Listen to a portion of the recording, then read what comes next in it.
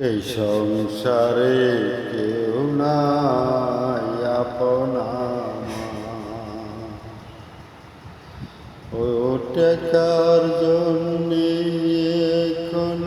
আমার কেউ নেই না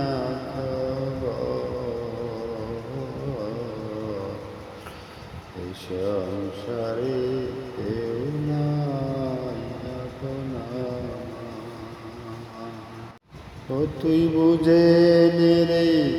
এই বিপদে কে ছিল